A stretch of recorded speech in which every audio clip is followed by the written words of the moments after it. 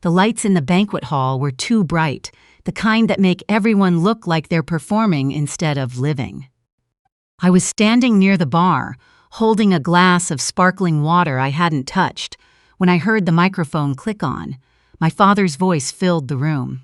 "I have a small announcement," he said, and smiled the way he always smiled when he wanted something. Wide, warm, like a man who had already decided the outcome and just needed everyone else to catch up. 200 people turned toward the low stage at the front of the reception hall. My sister stood beside her new husband, her dress catching the light, her cheeks flushed. She looked happy. She looked the way I had imagined she would look on her wedding day. Soft, glowing, like someone whose whole life was just beginning. I should have felt happy for her. I did once, before the last 8 months happened. As you all, my father continued, my daughter Serena has always been the heart of our family, and today we celebrate not only her marriage, but a very generous gift from her sister. He looked directly at me. From her very successful sister, who has agreed to transfer the deed of her restaurant building, the one on Maple Street, as a wedding present. The room rippled with murmurs. Heads turned. Someone near the back started to applaud, the thin, uncertain kind, waiting to see if more would follow. I didn't move. The glass in my hand went cold. He had actually done it. He had stood in front of 200 people and announced the thing I had told him. Clearly, twice in writing, would never happen. Let me tell you about the building on Maple Street. I found it 7 years ago when I was 26, working doubles at a catering company and saving every check that didn't go toward rent. It was a former dry cleaning business, boarded up, with water damage along the left wall and a smell that took 3 rounds of industrial cleaning to get out. I put in the offer with $4,000 in savings and a small business loan I spent 4 months getting approved for. I signed papers on a Tuesday morning, alone, in a lawyer's office in a strip mall off the highway. My parents didn't know I bought it until a year after I opened. Not because I was hiding it, because they never asked. They were busy with Serena's school fees, Serena's car, Serena's gap year in Europe that stretched to 14 months. I gutted the building myself on weekends with my then-boyfriend, and a guy from my catering job who owed me a favor. I poured the floors. I picked the tile. I designed the kitchen layout from a YouTube video and 3 consultations with a contractor I could barely afford. I named the restaurant after a street I used to walk down as a kid, back when things were simpler. It opened on a Thursday in October, 5 years ago. My mother came for the soft opening. She ate the lamb chops, said the lighting was too dim, and asked if I'd thought about giving the place a more approachable name. My father came 3 weeks later, on a random Tuesday. He sat at the bar, ate the burger special, and said, "You're doing okay, huh?" I was doing better than okay. By year 2, I had paid off the loan. By year 3, I had bought out the adjacent unit and expanded. By year 4, the building itself, the physical property, was mine, mortgage cleared, deed in my name, no liens. It was the first thing I had ever owned outright, and now my father had just announced it to 200 people as a gift. I set my glass down on the nearest table, very carefully. I was aware of my hands, the way you become aware of your hands when the alternative is using them to do something you can't take back. The applause was spreading. Not everyone, but enough. The aunts and uncles who had always liked my father, the colleagues of my brother-in-law's family who didn't know any of us well enough to read the room. My mother was smiling at the head table, the close-lipped smile she used when she was proud of herself. My sister wasn't smiling. She was looking at me, and her expression, just for a half second before she turned away, wasn't the expression of someone surprised. It was the expression of someone who had been waiting. That was the moment I understood it had been planned. Not improvised. Planned. The 8 months leading up to this night replayed in about 4 seconds. The phone call in March, when my mother first floated the idea. "You have so much, sweetheart. Serena and Daniel are just starting out. Wouldn't it be beautiful to give them something real?" I said no. Gently, but clearly. The dinner in May, all of us together, where my father sat across the table and made it a numbers conversation. The building's assessed at $680,000. If we split it as a gift and structure it right, Their tax advantages. I said no, not gently this time. The email in August from my mother, a lawyer I didn't recognize, asking me to consider the family legacy. I forwarded it to my own attorney with a single line, "Please advise." My attorney's name was Patricia Coe. She had been my business lawyer since year 2, a small woman with reading glasses she wore pushed up on her head and a habit of tapping her pen 3 times before she said something important. When I forwarded her the email, she called me within the hour. "They're escalating," she said. "This isn't casual anymore. You need to be prepared for them to try something at the wedding." "They wouldn't," I said. She tapped her pen 3 times. I could hear it through the phone. "Let's make sure it doesn't matter if they do," she said. What happened over the next 6 weeks, I'll tell you about. But first, the moment the applause was dying down, and my father was still holding the microphone, still smiling, still looking at me like the thing was already done. A man in the middle of the room stood up. He wasn't someone I recognized. He was maybe mid-50s, in a gray suit that looked like it cost more than most people's rent, with the kind of stillness about him that makes a room pay attention without knowing why. He had been sitting at table 11, near the back. I had noticed him earlier only because he arrived alone, no +1, no family connection I could trace. "I apologize for the interruption," he said, not loudly. He didn't need to be loud. The room had gone quiet almost instantly. "My name is Warren Aldgate. I'm a commercial property attorney, and I happen to be a personal friend of the owner of this restaurant's parent building." My father's smile didn't change, but his eyes did. "There seems to be a misunderstanding," Warren continued. "The property at 1147 Maple Street is not available for transfer. It cannot be gifted, sold, or transferred in any form without the written consent of its sole owner, and I have been retained as of 6 weeks ago to ensure that any attempt to publicly coerce, pressure, or misrepresent that ownership is treated as what it legally is." He reached into the inside pocket of his jacket and placed a folded document on the table in front of him. "Which is coercion," he said, "potentially actionable." The room was very quiet. My father said, "This is a private family matter." "It stopped being private," Warren said pleasantly, "when you announced it into a microphone. I had practiced what I would do in this moment.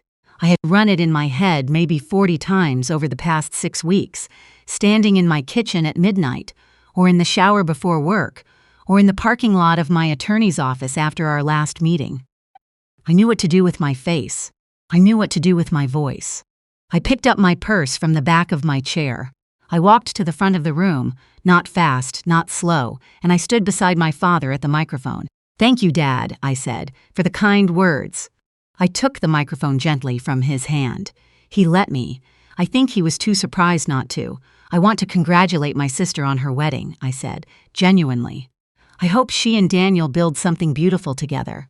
I gave them $50,000 4 months ago to help make today happen, because I love her and I wanted her to have the day she dreamed of. That was my gift." I paused. "The building on Maple Street is mine. I built it. I own it, and it is not part of tonight." I set the microphone down on the podium and walked back to my seat, picked up my jacket, and kept walking toward the exit. Behind me, I heard my mother say something, sharp, under her breath, meant for my father. I heard the murmur of 200 people recalibrating what they had just witnessed. I heard the band start up again, hesitant, filling the silence with something upbeat that no one was in the mood for. I heard my sister say quietly, "Serena," and then the door closed behind me. The parking lot was cold in a way that felt earned, October air, that specific kind of damp that gets under your collar. I stood beside my car for a moment and breathed. My phone buzzed. A text from Patricia. "Warren says it went well. You okay?" I typed back, "Yeah, I'm okay." I had met Warren Aldgate through Patricia 6 weeks ago. He was her colleague, old friend, the person she called when something needed an authoritative presence and she couldn't be in 2 places at once. He had agreed to attend the wedding, not to intervene unless my father made the announcement publicly, which Patricia had assessed as about 70% likely. "If he does it privately, we deal with it privately," she told me. "But if he does it in front of witnesses, we need a witness of our own." He was not a stranger. He was a safeguard. The thing no one in my family understood, maybe the thing I had never understood about myself until the last year, is that I had been so afraid of being cruel that I had made myself easy to take from. Every time I said no and then softened it. Every time I wrote the check anyway because the silence after a refusal was unbearable. Every time I told myself that keeping the peace was the same thing as keeping the relationship. It wasn't. The $50,000 for the wedding, I gave it because I wanted to. I want to be clear about that. I gave it freely, without conditions, because my sister is my sister, and I have more than she does, and weddings are expensive and I could afford it. I didn't give it to buy goodwill. I gave it because I thought that's what you do when you have something and someone you love needs it. But the building was different. The building was the first thing I had ever done entirely alone. No one helped me find it. No one co-signed the loan. No one showed up with a hammer on a Saturday. It was mine the way nothing else in my life had ever been mine. Not the childhood bedroom shared with Serena, not the apartment I got after college that my parents helped furnish so they could remind me of it, not even the car, bought with my first real bonus and quietly used as leverage twice in conversation since. The building was the line, and when my father stepped over it, publicly, in a microphone, in front of 200 people who applauded because they didn't know any better, something that had been tightly wound for 8 months simply let go. Not in anger. That's what surprised me. In relief. I drove home that night with the windows down, even though it was cold, because the air felt real in a way the inside of that banquet hall hadn't. My grandmother had called me the week before. She was 81 and lived alone in the house she and my grandfather had shared for 40 years, and she had a habit of calling Sunday afternoons, when the rest of the family was at church, because she liked having me to herself. She had not been invited to the wedding, a thing my mother had engineered with a series of excuses about seating and distance, and my grandmother's mobility, all of which were technically true and entirely dishonest. "They're going to try something at the reception," my grandmother said. "Not a question." "Probably," I said. "Will you be ready?" "I think so." She was quiet for a moment, the long, deliberate quiet she had used my whole life when she was deciding whether to say something difficult. "Your grandfather left me everything," she said finally. "Not because he didn't love your father. He did. But because he knew what your father would do with it, he'd give it away. He was always giving away things that weren't his to give." A pause. That man never learned the difference between generosity and control. I had thought about that conversation a lot in the 6 weeks between my attorney's office and the wedding night. About the difference between generosity and control. About how easy it is to dress one up as the other, especially inside a family, where love is the justification for everything. My father wasn't a bad man. I want to say that and mean it, because it's true. He loved us. He loved Serena the way some parents love, specifically, a little blindly, with a special softness that calcifies over years into something the loved child can't see around. He loved me, too, in the way you love a tool that works well, with appreciation, and with the quiet assumption that it will keep working. He had announced my building to 200 people because he genuinely believed it was the right thing to do. That's the part that was hardest to sit with. He wasn't scheming in the shadows. He just had never, not once, in 32 years, considered the possibility that I would say no and hold it. He thought love was a ledger. You put in, you take out. He had put in 18 years of housing, education, the occasional emotional rescue. He calculated, somewhere in the private accounting of his mind, that this entitled a withdrawal. He was wrong. And now 200 people knew he was wrong, and that was going to sit with him a long time. I didn't call anyone that night. I went home, made tea, and sat on my apartment balcony in my good dress with a blanket over my shoulders, listening to the city go quiet. At some point, around midnight, my phone started lighting up. My mother, then Serena, then my brother-in-law's number, which I didn't have saved and didn't answer. I let them ring. In the morning, there was a voicemail from my father. His voice was controlled, the way it got when he was trying to be reasonable and furious at the same time. "I think you made your point," he said. I don't know what you were trying to prove, bringing an attorney to your sister's wedding. Your mother is very upset. Serena is very upset. I hope you're happy with what you did." I listened to it twice, then I made a second cup of tea. What I had done was simple. I had said no clearly with documentation in front of witnesses. What I had done was exactly what I'd said I would do in writing, twice, months before. The only thing that had changed was the audience.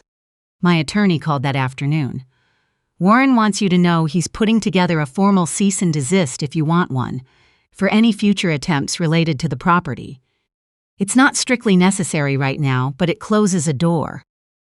"Let's close the door," I said. She tapped her pen. I heard it through the phone. "Good," she said. "You did well last night." I didn't feel like I had done well. I felt like I had done something painful and correct, which is a different thing. Doing well implies ease. This wasn't easy. It was the result of 8 months of preparation and 32 years of understanding, finally, that I had confused love with obligation and that untangling them wasn't a betrayal. It was just overdue. Serena and I didn't speak for 6 weeks after the wedding. When she finally called, I answered on the second ring. "I need to tell you something," she said. "I didn't ask for the building." "I know," I said. "They told me you'd already agreed, that it was just a formality." A pause. "I should have asked you directly. I don't know. I should have done a lot of things differently. I had spent 6 weeks deciding what I would say if this conversation happened. I had a version that was generous, and a version that was honest, and a version that was both." "I believe you," I said. "And I'm not angry at you. I just needed you to know where I stand." "I do know," she said, quietly. "Mom and Dad are still. They're not handling it well." "That's okay," I said. "They'll get there, or they won't. Are you okay?" I looked out the window of my restaurant, the afternoon light coming through the front glass at the angle I had spent 3 months figuring out how to maximize. The tables were set. The flowers on the bar were fresh. The tile I had laid with my own 2 hands 6 years ago was worn now in the places where the staff walked most. A real, lived-in worn, the kind a place only gets when people come back to it. "Yeah," I said, "I am. My grandmother sent me a card 3 days after the wedding. A real card, the paper kind, with her handwriting in the careful cursive she had used her whole life. Looping, deliberate, exactly as much space between words as there needed to be. Some people will never understand that the most loving thing you can do is refuse to participate in their delusions. You've always known the difference. Don't apologize for it. I have it on my refrigerator. I see it every morning when I make coffee. It doesn't say everything, but it says enough.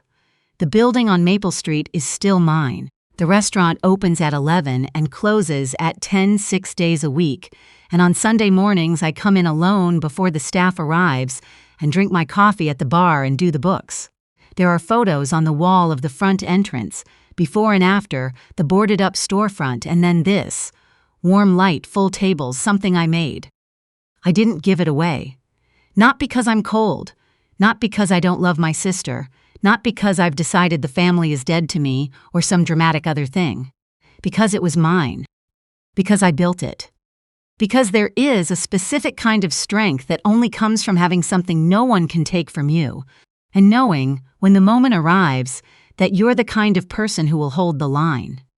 The music had stopped. Someone had whispered my name, and when I finally walked out of that hall, the night air cold on my face, and my grandmother's voice somewhere in the back of my mind, I wasn't surviving my family anymore. I was just living my life, and it turned out that was enough.